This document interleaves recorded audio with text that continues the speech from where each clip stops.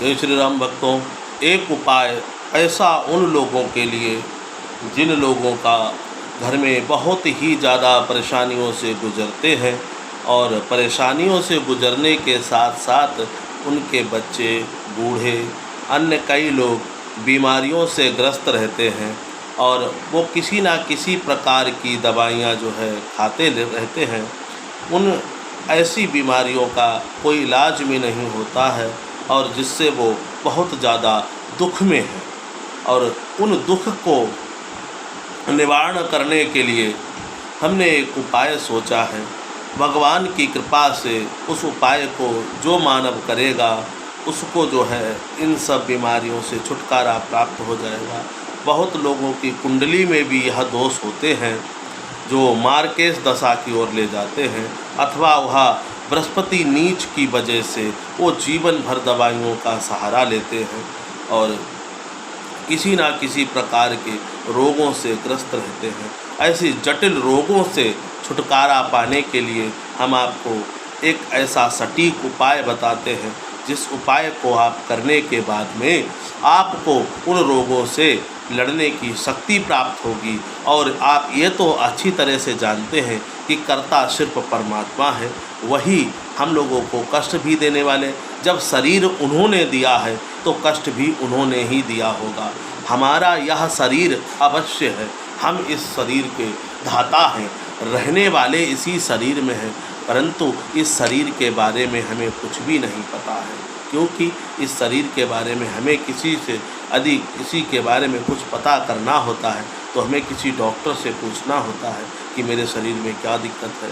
पर हम रहते इसी में हैं, पर हमें इसके बारे में कुछ नहीं पता, सिर्फ खाते हैं और चलते हैं।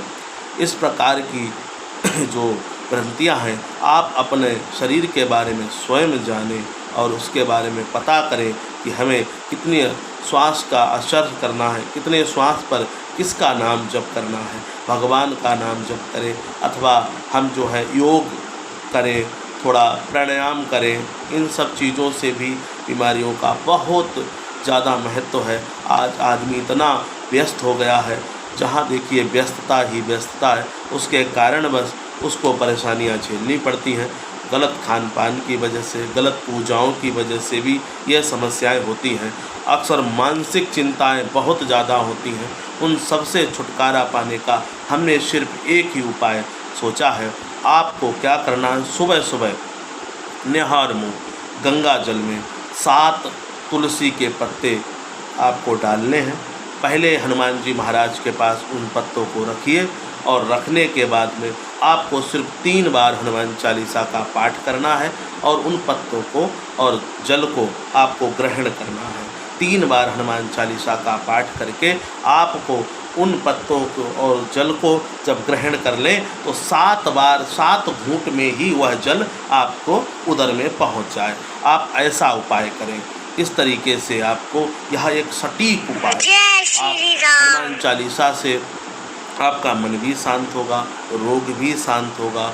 हनुमान जी के लिए कहते हैं, नासे रोग हरे सब पीरा, जपत निरंतर हनुमत वीरा। और तुलसी रोगों से नाश के लिए भी बहुत अच्छी है। आयुर्वेद में उसका बहुत प्रचलन है इस बात के लिए, तो और भगवान का प्रसाद भी है। इसीलिए आपको जो है तुलसी और गंगा जल की तो बात ही क्या है, गंगा जल का तो कोई जवाब नहीं है।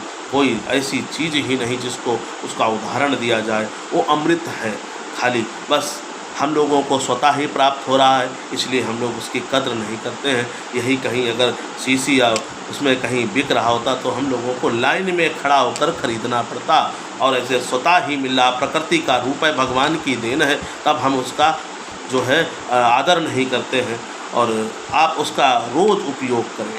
अगर जब आप उसका रोज़ उपयोग करेंगे तब फिर आपके शरीर में वो एक ऊर्जा पैदा हो जाएगी जिस ऊर्जा की आपको ज़रूरत है। और थोड़ा सा व्यायाम आप अवश्य कीजिए, और यह एक उपाय है जो आप लोग कीजिए। और शनिवार वाले दिन उड़द की दाल से एक काली पोटली बना करके अपने ऊपर से घुमा लीजिए और कहीं भी निर्जन स्थान पे जहाँ कोई व्यक्ति ना रहता हो वहाँ आप डाल दिए, या फिर बट के वृक्ष के नीचे डाल दीजिए। ये ऐसा उपाय है जिससे आप करेंगे तो रोगों से नहीं, आपके जो दाम्पत्य जीवन में कलह भी है वह भी शांत हो जाएगा। आप ऐसा उपाय कीजिए जिससे आपका जीवन भी सुधरे और आपका रोगों से लड़ने की क्षमता भी। जय श्री सीताराम।